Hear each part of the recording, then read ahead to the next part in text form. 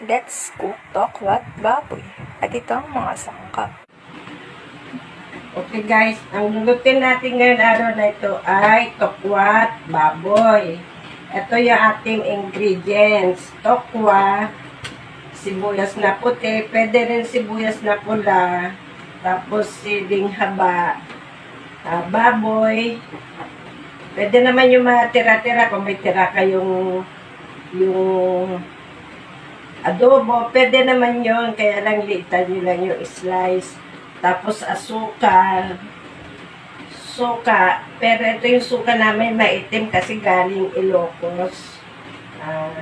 At saka paminta.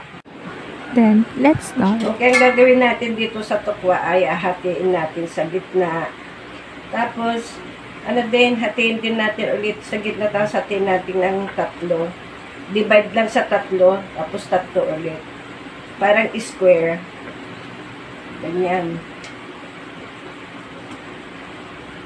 Iwain lahat. Then, make the sauce. Okay, maghihiwa na tayo ng sauce para dun sa natin, sa lulutuin na tokwat baboy. Ginamit ko yung puting sibuyas.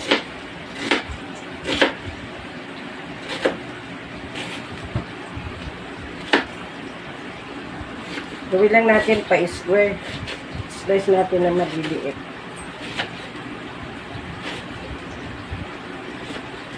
Ilagay natin dito guys sa isang lagayan. Tapos, lalagyan natin siya ng sukang Ilocos. Maganda itong galing sa Ilocos na suka kasi yung walang halong chemical. Kaya maganda rin to sa katawan para ang nga nito parang yung apple cider. Tapos lagyan natin ng pamintang crack lang, may crack.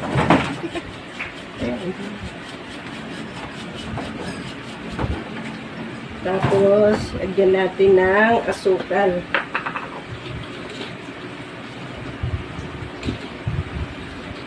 Siguro guys, mga 3 siguro. Depende sa dami ng o kaya 4. Depende sa dami ng suka, yung sauce nyo. Tapos i-mix lang natin.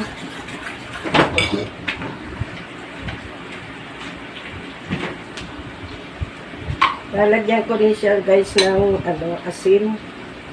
Para ang palasa din. Para hindi siya matabang.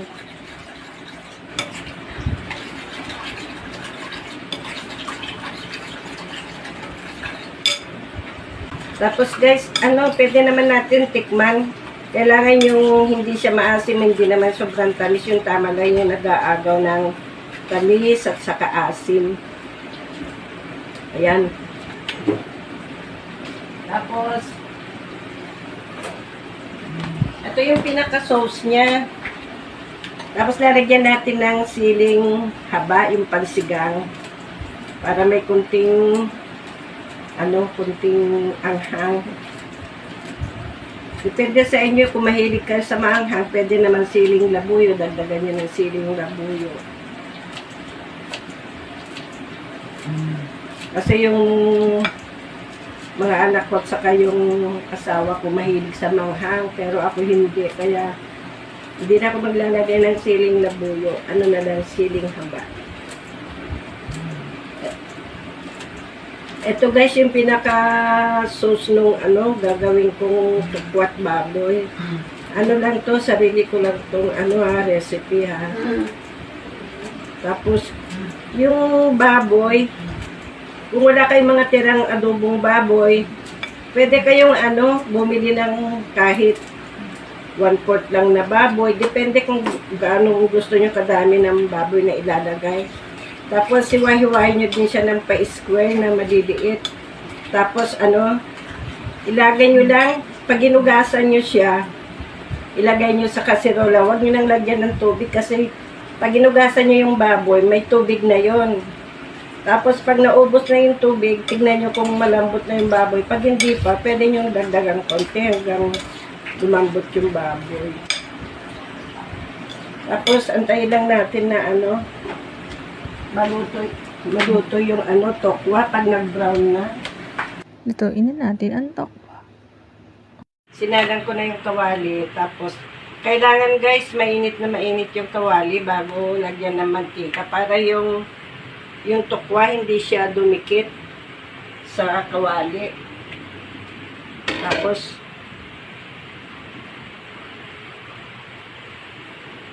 mainit na yung kawali, kaya lalagyan na natin siya ng mantika.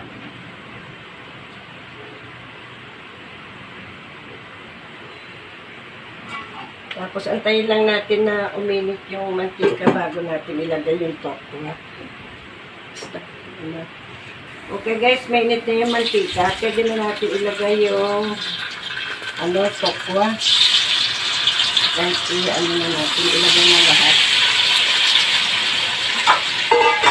Tapos ayadan muna natin hanggang mag-brown. Hanggang mag-brown siya. Iprito ko lang muna.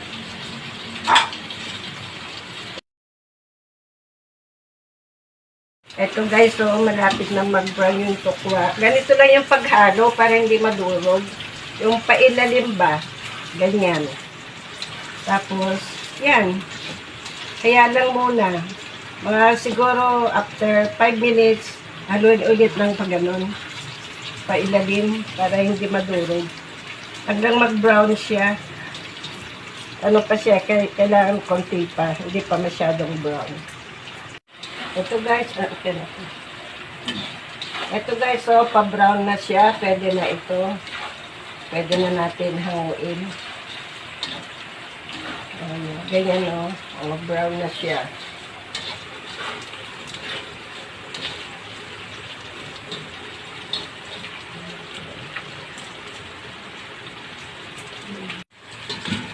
Ito na.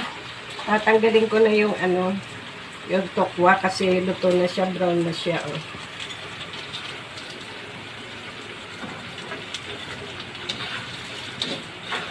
Ganyan na yung halo-halo. Ano lang to?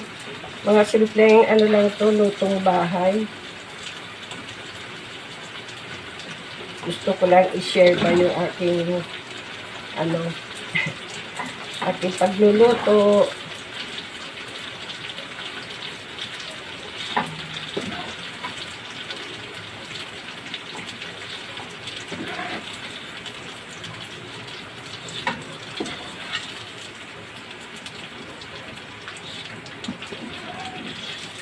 Lang to, simple lang to mga niluluto ko. Wala nang sukat-sukat ba. Kailangan yung lang, sariling tikim-tikim lang. Okay, ihahalo na natin yung tira namin na adobong baboy, dito sa tokwa. Yan. Tapos, lalagay ko na yung sauce na ginawa ko. Ito yun. Yan. Maganda ito kasi hindi siya nakakaumay na ulamin.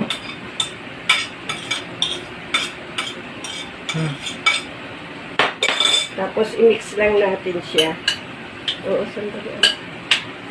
Nandito na naman guys yung taga-tikim ko, Nag-aantay na naman. Ganito lang. Ayan, simple yung ulam. Tapos, patakan natin siya ng kunting toyo para hindi naman siya maputi masyado.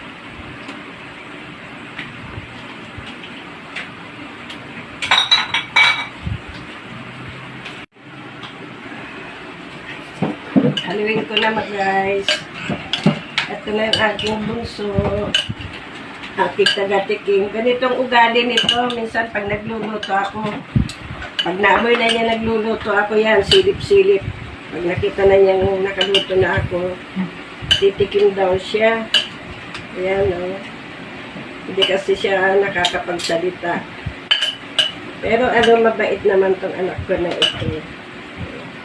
Okay, BJ, oh. Tikim na. Tikim lang, ha? Mamaya pa tayo kakain. Mahilig to guys sa manghang, may sili siya, Anong lasa? Okay? Okay? Ayan lang guys, simpleng luto. Pwede naman kayong gusto nyo magdagdag ng ginisang gulay, pwede naman i-partner para may siya. May partner siyang ulam. Pero ito lang yung niluto ko ngayon. Mamaya na lang yung gulay. Kasi madali lang naman yun. Salamat sa panunood mga guys. Sana magustuhan niyo itong simpleng recipe. Bye-bye! Bye-bye ka na anak. Bye-bye!